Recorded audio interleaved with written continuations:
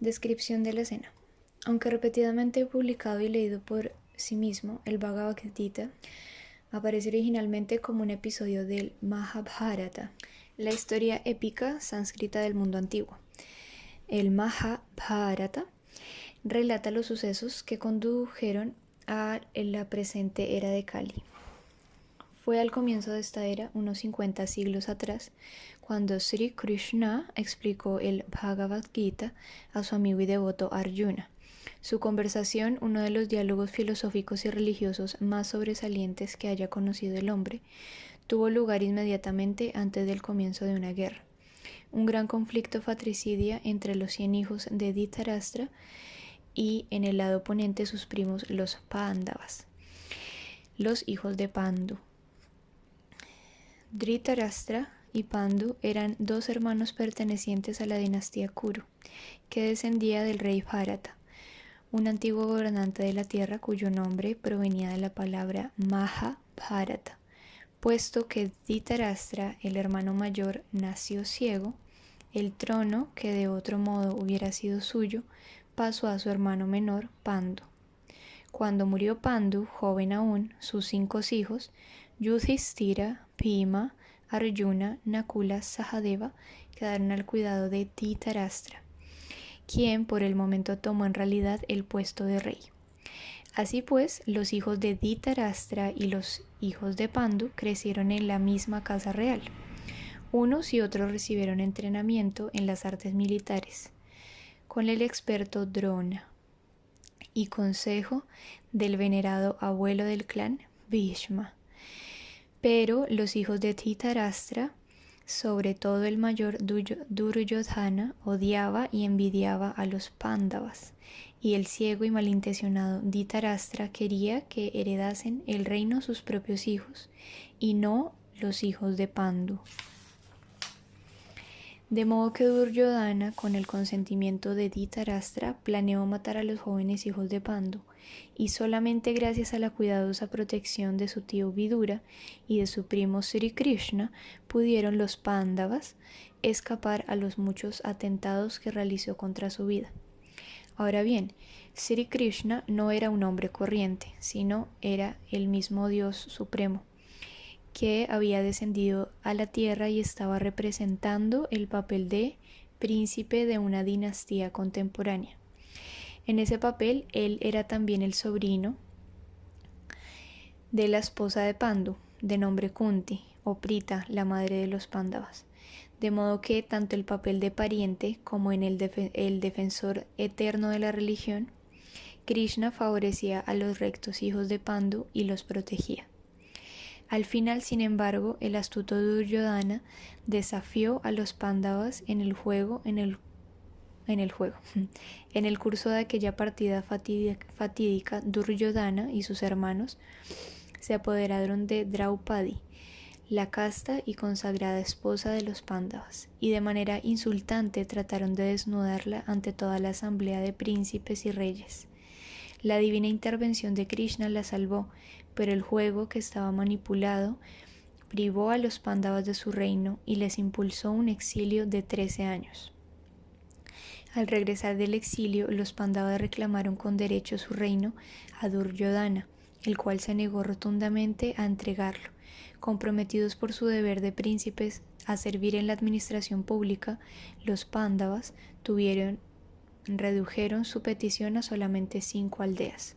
Pero Duryodhana respondió con arrogancia que no les concedería terreno suficiente ni para clavar un alfiler. Hasta entonces los Pándavas habían sido tolerantes, pero ahora la guerra no parecía inevitable. No obstante, mientras los príncipes del mundo se dividían, poniéndose unos al lado de los hijos de Dhritarashtra y otros al lado de los Pándavas, Krishna aceptó personalmente el papel de mensajero de los hijos de Pandu y fue a la corte de Duryodhana a pedir la paz. Al ser rechazadas sus súplicas, la guerra fue irremediable. Los Pándavas, hombres de la más elevada estatura moral, reconocían a Krishna como suprema personalidad de Dios, pero no los impíos hijos de Dhritarashtra. Con todo, Krishna se ofreció a participar en la guerra según el deseo de los contrincantes, Como era Dios, no lucharía personalmente, pero el que lo desease podía disponer del ejército de Krishna, mientras que los adversarios tendrían al propio Krishna como consejero y ayudante. Duryodhana, el genio político, se hizo con las fuerzas armadas de Krishna, mientras que los Pandavas se sentían igualmente satisfechos a tener a Krishna. Es decir, que el ejército de Duryodhana escogió al ejército de Krishna y los Pándavas escogieron al mismo Krishna para estar en su bando. De este modo, Krishna fue el auriga de Arjuna, encargándose personalmente de conducir la cuadriga del legendario arquero. Esto nos lleva al punto en el que comienza el Bhagavad Gita, con los dos ejércitos formados, listos para el combate.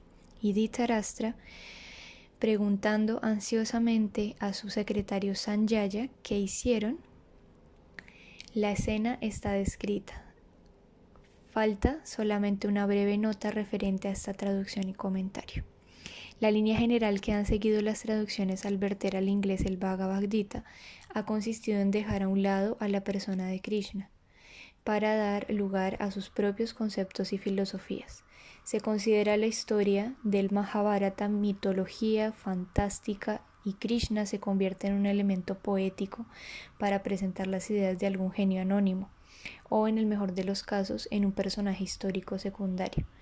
Pero la persona Krishna es tanto la finalidad como la substancia del Bhagavad Gita, según se explica en el Gita mismo.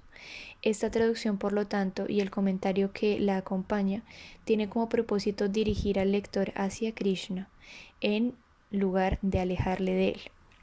En este aspecto, el Bhagavad Gita, tal como es único. También es único el que de este modo el Bhagavad Gita se vuelva totalmente consistente y comprensible, puesto que Krishna es quien explica el Gita y también es su objetivo final.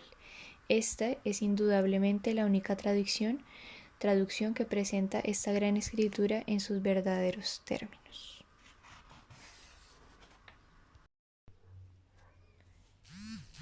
Prefacio.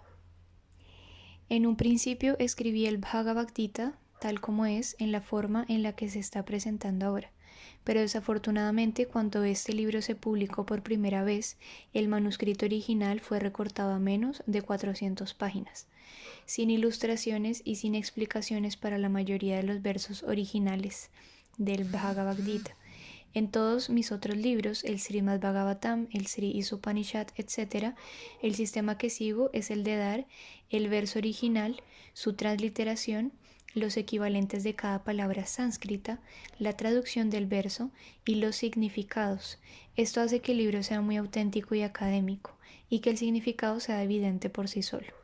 Así que yo no quedé muy satisfecho cuando tuve que reducir al mínimo mi manuscrito original, pero luego, cuando la demanda por el Bhagavad Gita tal como es aumentó considerablemente, muchos estudiosos y devotos me pidieron que presentara el libro en su forma original, y los señores de la compañía Macmillan convinieron en publicar la edición completa. Así pues, el presente esfuerzo tiene por objeto ofrecer el manuscrito original de este gran libro de conocimiento, con la completa explicación parampara, a fin de establecer el movimiento de conciencia de Krishna de una manera más firme y progresiva.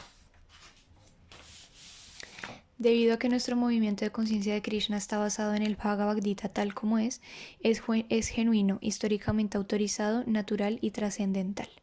El movimiento se está convirtiendo de a poco en el más popular del mundo entero, especialmente entre la juventud, y también se está volviendo cada vez más interesante para la gente adulta, hasta el punto en que los padres y abuelos de mis discípulos se están animando al hacerse miembros vitalicios de nuestra gran sociedad, la Sociedad Internacional para la Conciencia de Krishna, en Los Ángeles. Muchos padres y madres solían venir a verme para expresarme sus sentimientos de gratitud por el hecho de que yo estuviera dirigiendo el movimiento de conciencia de Krishna y llevándolo a todas partes del mundo.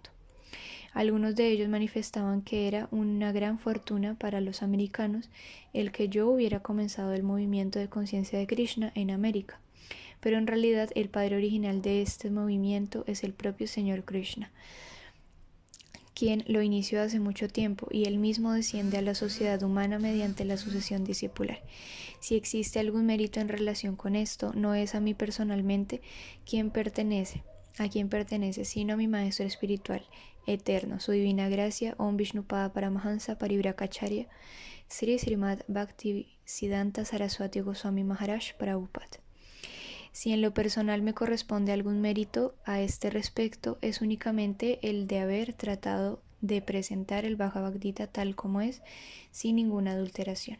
Antes de que yo presentara el Bhagavad Gita tal como es, casi todas las ediciones del Bhagavad Gita se habían publicado para satisfacer la ambición personal de alguien, pero nuestra intención al presentar el Bhagavad Gita tal como es la de presentar la misión de la Suprema Personalidad de Dios, Krishna. Nuestra tarea es la de presentar la voluntad de Krishna y no la de algún especulador mundano como el político, el filósofo o el científico, pues ellos tienen muy poco conocimiento acerca de Krishna, pese a todo su otro conocimiento.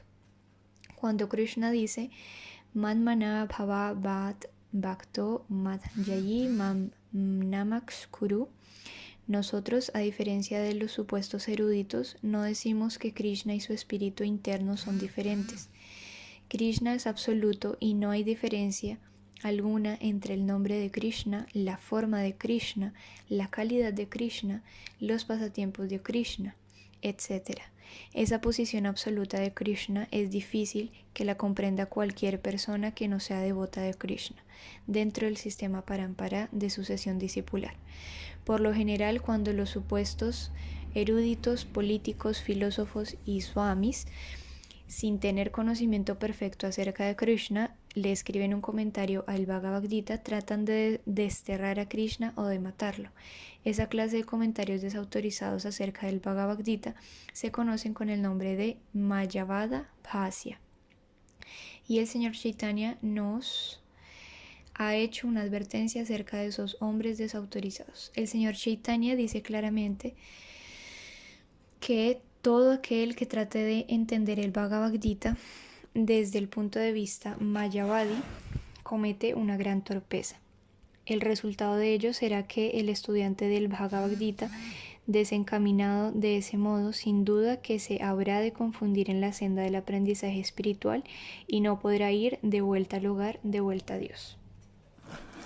Nuestra única intención es la de presentar el Bhagavad Gita tal como es, con miras a guiar al estudiante condicionado hacia el mismo fin por el cual Krishna desciende a este planeta una vez en un día de Brahma, o cada 8.600 millones de años. Ese fin se expresa en el Bhagavad Gita y tenemos que aceptarlo tal y como es. De lo contrario, tratar de entender el Bhagavad Gita y a su orador, el Señor Krishna, no tiene sentido. Sri Krishna le expuso primero el Bhagavad Gita al dios del sol, unos cientos de millones de años atrás. Tenemos que aceptar este hecho y, en base a la autoridad de Krishna, entender así la importancia histórica del Bhagavad Gita, sin interpretaciones erróneas. Interpretar el Bhagavad Gita sin referirse para nada a la voluntad de Krishna es la mayor de las ofensas. Para no incurrir en esa ofensa, uno tiene que entender que Sri Krishna es la personalidad de Dios, tal como Arjuna, el primer discípulo del Señor Krishna. Él entendió directamente. Entender así el Bhagavad Gita es verdaderamente autorizado y provechoso para el bienestar de la sociedad humana, en lo que se refiere al cumplimiento de la misión de la vida. El movimiento de la conciencia de Krishna es esencial en la sociedad humana, pues ofrece la manera de alcanzar la máxima perfección de la vida.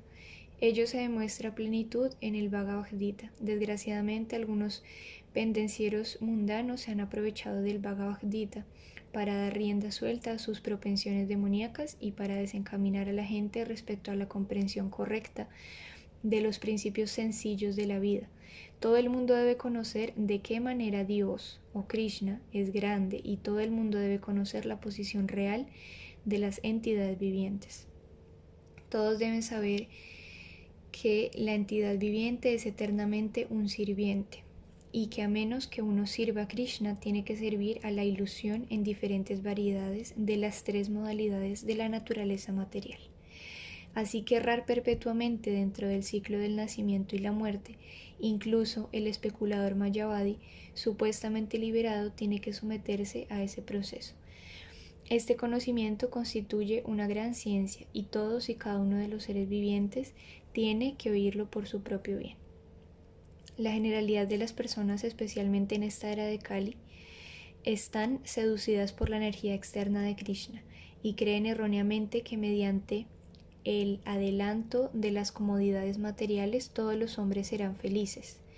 Dicha gente no sabe que la naturaleza material o externa es muy poderosa, pues todo el mundo está muy bien atado por las estrictas leyes de la naturaleza material. Por fortuna, la entidad viviente es parte integral del Señor y en consecuencia su función natural es la de prestarle al Señor un servicio directo.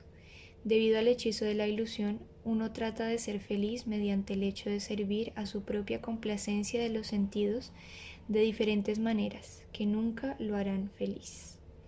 En vez de uno tratar de satisfacer sus propios sentidos materiales, tiene que satisfacer los sentidos del Krishna, del Señor. Eso constituye la máxima perfección de la vida. El Señor quiere eso y también lo exige. Lo recomienda. Uno tiene que entender ese punto fundamental del Bhagavad Gita. Nuestro movimiento de conciencia de Krishna se lo está enseñando al mundo entero y como no estamos contaminando el tema del Bhagavad Gita tal como es, cualquiera que esté sinceramente interesado en beneficiarse con el estudio del Bhagavad Gita debe buscar la ayuda del movimiento de conciencia de Krishna para poder entender en la práctica el Bhagavad Gita bajo la guía directa de Krishna. Esperamos pues que la gente obtenga el beneficio más grande de todos a través del estudio del Bhagavad Gita tal como es, de la forma en que lo hemos presentado aquí. Y si tan solo un hombre se vuelve devoto puro del Señor, consideramos que nuestro esfuerzo ha sido un éxito. Ase Bhaktivedanta Swami Prabhupada.